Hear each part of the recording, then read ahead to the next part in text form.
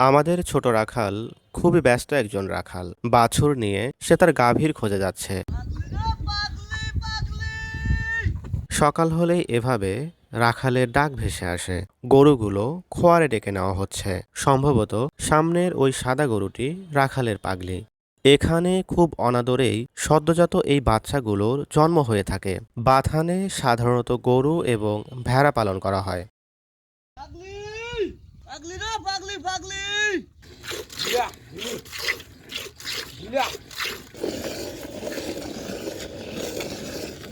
আমি এখন আছি আমাদের পদ্মা নদীর চরে। দিগন্ত বিস্তৃত, যত দূরে চোখ যায় এখানে শুধু গরুরই দেখা মেলে। এখানে প্রায় ২০ জন রাখাল মিলে ৪ থেকে ৫০০ গরুর দেখাশোনা করে। আমার ডান পাশে একটি এবং দূরে আরও একটি বাথান রয়েছে। দুটি বাথান একত্রই তাদের কার্যক্রম পরিচালনা করে থাকে। ভিডিওর প্রথম পর্বে আপনাদেরকে দেখাবো সকাল থেকে শুরু করে দুপুর পর্যন্ত তাদের সকল কার্যক্রম। এখানে প্রতিটি গরুর আলাদা আলাদা নাম রয়েছে।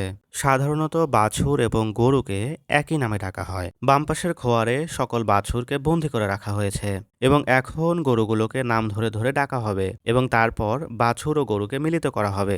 গরু, বাছুর এবং রাখালের এই মেলবন্ধন এখন আমি আপনাদের সামনে তুলে ধরব। হাতিরা হাতিরা হাতিরা হাতিরা হাতিরা হাতিরা হাতিরা হাতিরা হাতিরা দাসি বাজাসি হাতিরা মতিলাল মতিলাল হাতিরা হাতিরা হাতিরা মতিলাল মতিলাল মতিলাল হাতিরা লালগুলো লালগুলো লালগুলো লালগুলো লালগুলো দানসাগর দানসাগর দানসাগর। আর এভাবেই শত শত গরুর মাঝখান থেকে প্রতিটি গরুকে আলাদা করে ডেকে আনা হয় এবং তারপর দুধ দোহানোর পালা।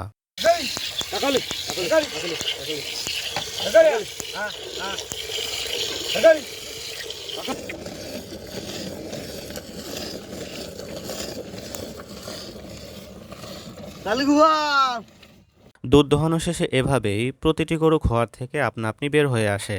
সাধারণত দিনে দুবার এখানে দুধ দহন করা হয়। সকাল ৮টা নাগাদ এবং সন্ধ্যায় পুনরায় আবারও দুধ দোহানো হয়। দেশি প্রজাতির গরু হওয়ায় এখানে খুবই উৎকৃষ্ট মানের দুধ উৎপাদন হয়।